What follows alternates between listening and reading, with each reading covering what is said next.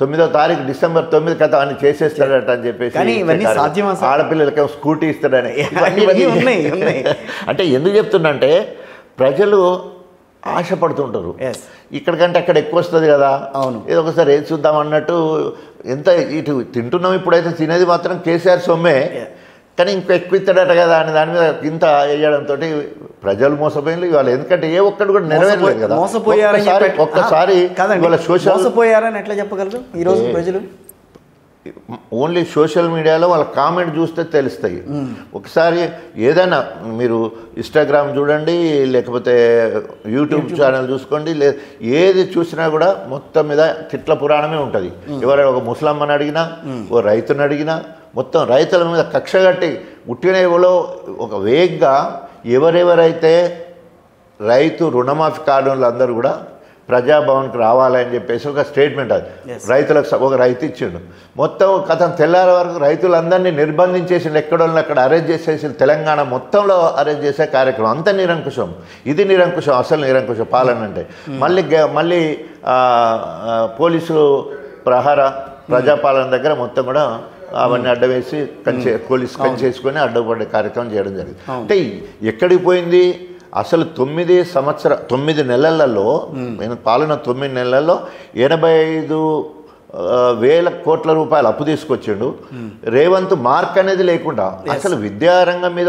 ఒక ఆలోచన ఉందా వైద్య రంగం మీద ఏమన్నా ఆలోచన ఉందా సాగునీటి రంగం మీద ఏమన్నా ఆలోచన ఉందా ఐటీ మీద ఏమన్నా ఆలోచన ఉందా రోడ్ల మీద ఏమన్నా ఆలోచన మీరు అన్నట్టు హైడ్రా మీద మాత్రం ఆలోచన ఉండదు ఒక మాట అండి ఇప్పుడు 100 మార్కులకి రేవంత్ రెడ్డి పాలన 9 నెలలకి ఎంత వేస్తారు మీరు మొదటి 10 తీసేస్తే 0 మార్కులు ఇస్తుంది అదేంటి ఇంకంతే ఆయన 0నే ఆయన 0 ఇప్పటివరకు చేసింది 0 ఎందుకంటే ఒక ఎమ్మెల్యేకి ఇప్పటి వరకు సిడిఎఫ్ ఇయ్యలే అంటే ఎమ్మెల్యేలు వాళ్ళ నియోజకవర్గాల్లో ఒక పైసా పని చేయలేదు తర్వాత పార్టీ మారిన వాళ్ళకు ప్యాకేజ్ ఇస్తారు ఎస్డిఎఫ్ ఇస్తారు స్పెషల్ డెవలప్మెంట్ ఫండ్ అని 100 కోట్లు అంటే మామూలుగా మారినప్పుడు కేసీఆర్ గారు చేసింది ఏంటి అంటే వారు కనుక అభివృద్ధి కోసం వచ్చింది కాబట్టి అక్కడ ప్యాకేజ్ అంటే ఆ నియోజకవర్గానికి 150 కోట్లు ప్యాకేజ్ తర్వాత లేదా ఒక ప్రాజెక్టును మంజూరు చేయడం అట్లా తర్వాత వాళ్ళకు పార్టీ పరంగా ఖర్చు ఏమైనా పెట్టుకుంటే ఆ రకంగా ఇవన్నీ చేసే క్రమంలో ఇప్పటివరకు స్పెషల్ డెవలప్మెంట్ ఫండ్ లేదు సిడిఎఫ్ లేదు ఎలాంటి ప్యాకేజ్ లేదు తర్వాత ఇవాళ నియోజకవర్గాలలో ఎమ్మెల్యేలు తిరగాలంటే భయపడుతున్నారు ఎక్కడ రైతులు అడ్డుకుంటారు అని చెప్పేసి రైతులంటే భయం ఏర్పడ్డది ఇక్కడ కళ్యాణ లక్ష్మి చెక్కులు కరువు అయిపోయినాయి తులం బంగారం అడుగుతారని భయపడుతూ ఉన్నారు ఏది కూడా ప్రజలలో ఒక గంభీరంగా ఒక ప్రోగ్రాం చేద్దామనే లేదు ఎందుకంటే ఆ ప్రోగ్రాంలన్నీ కూడా బీఆర్ఎస్ ప్రభుత్వం ప్రోగ్రాంలే కళ్యాణ లక్ష్మి ప్రోగ్రాం చేయాలంటే బీఆర్ఎస్ ప్రభుత్వం ఇప్పటివరకు రైతు భరోసా అన్నాడు రైతు బంధు పోయి రైతు భరోసా అన్నాడు మేము అందరికీ 70 లక్షల మందికి రైతులకు ఇస్తే ఈ రోజు వరకు ఇంకా అభిప్రాయాలు సేకరిస్తున్నాం దున్నటోళ్ళకి వేయాలా సాగు చేసే భూములకి వేయాలా కౌలు రైతుల సంగతి ఏంది భూస్వామికి ఇవ్వాలా కౌలుదారునికి ఇవ్వాలా ఈ చర్చలు జరుగుతాయని చెప్పేసి నిన్న కూడా రుణమాఫీ దేశవ్యాప్తంగా చేసిన ఘనత మాత్రం కాంగ్రెస్ పార్టీది మీరు వద్దన్నా కాదన్నా మీరు అవునన్నా కాదన్నా ఇక్కడ బీఆర్ఎస్ ప్రభుత్వం మొదలుపెట్టి లక్ష 2 సార్లు ఇవ్వడం జరిగింది ఇచ్చారు అదే వీరన్నది మంచి వినాలి అక్కడ ఏంటి రేవంత్ రెడ్డి రైతు డిక్లరేషన్ అని పెట్టి మొత్తం దాదాపు 40,000 కోట్ల రూపాయలు పెట్టి మేము రైతు రుణమాఫీ చేస్తామని రాహుల్ గాంధీ చేత ప్రకటిస్తాం నెంబర్ 1 అయిపోయిన తర్వాత క్యాబినెట్లో 31,000 కోట్ల రూపాయలు మనం ఇస్తే రైతులకు అందరికీ ఇవ్వచ్చు 2 లక్షల వరకు అని చెప్పేసి క్యాబినెట్ డిసైడ్ చేస్తుంది బడ్జెట్లో పెట్టింది 23,000 కోట్ల రూపాయలు అదేవిధంగా స్వయంగా ముఖ్యమంత్రి గారు చెప్పింది 17,000 కోట్ల రూపాయలు మంజూరు చేసినామని చెప్పేది ఆర్థిక శాఖ మంత్రి కలెక్టర్లతో మాట్లాడి ఇప్పటి వరకు 7,500 కోట్ల రూపాయలు మాత్రమే ఖాతాలలో పడ్డాయి అని చెప్పడం ఇది వారు ఇచ్చింది కానీ చెప్పింది ఏంది డిసెంబర్ 9 సోనియా గాంధీ పుట్టినరోజు రైతు రుణమాఫీ చేస్తాం మొత్తం డిసెంబర్ 9 పోయింది 100 రోజులల్లో చేస్తాం 100 రోజులు పోయింది 15 ఆగస్టు వరకు పూర్తిగా ఒక్కటి లేకుండా చేస్తాం అది పోయింది ఆఖరికి కొండారెడ్డిపల్లి ఆయన పుట్టిన స్థలంలో కూడా ఇప్పటి వరకు 43% మాత్రమే రైతులకు ఇచ్చిన అక్కడ కూడా మొత్తం రైతులకు రుణమాఫీ జరగలే అక్కడికి మీలాంటి జర్నలిస్టులు పోతే ఆ ఊరోళ్ళు ఈయనకు సంబంధించిన అనుచరులు రేవంత్ రెడ్డి వాళ్ళు ఆడపిల్లలను చూడకుండా దౌర్జన్యం చేస్తుంది అంటే ఇంత దుర్మార్గంగా అంటే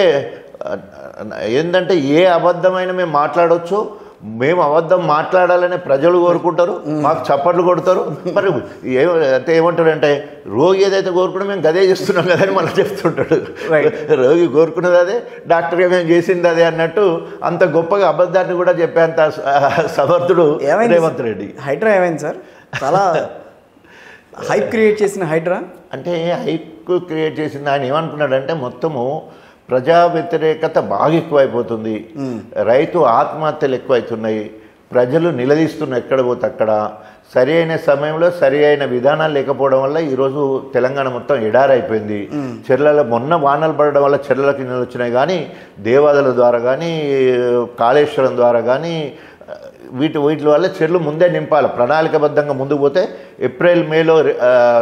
సమీక్షలు ఏర్పాటు చేసి మోటార్లు రిపేర్ చేసుకొని బీఆర్ఎస్ టైంలో జరిగిన అక్రమ నిర్మాణాలు కానీ వాటన్నిటినీ కూడా పైకి తీసుకొచ్చే ప్రయత్నం కాదా హైడ్రా ద్వారా? అంటే ఆల్రెడీ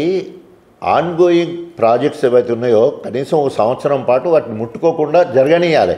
నీ ప్రణాళిక నీకు సిద్ధమయ్యే వరకు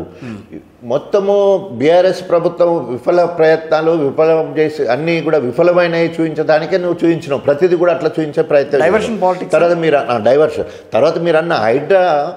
హైడ్రాకి సంబంధించిన అంశాన్ని కేసీఆర్ ప్రభుత్వం లేదా బీఆర్ఎస్ ప్రభుత్వం ఎత్తుకోలేదు, ముట్టుకోలేదు. అక్రమ కట్టడాలు మా సమయంలో జరగలేదు, పర్మిషన్లు కూడా కాంగ్రెస్ వాళ్ళే ఇచ్చిర్లా. మేమున్నప్పుడు వచ్చిన ఇన్కన్వీనియన్స్ వచ్చినప్పుడు కాదు, ఇవన్నీ కూడా బఫర్ జోన్లో జరిగినాయి కానీ లేకపోతే ఎఫ్టీఎల్లో ఉన్నాయి కానీ మా కానీ అవి కాదు, అవి మొత్తం కూడా కాంగ్రెస్ ఇచ్చిన పర్మిషన్లే. అందరు కూడా కాంగ్రెస్ పెద్ద ఎక్కువ లీడర్లే ఉన్నారు, బీఆర్ఎస్ చాలా తక్కువ మంది ఉంటారు. ఎందుకంటే అది 135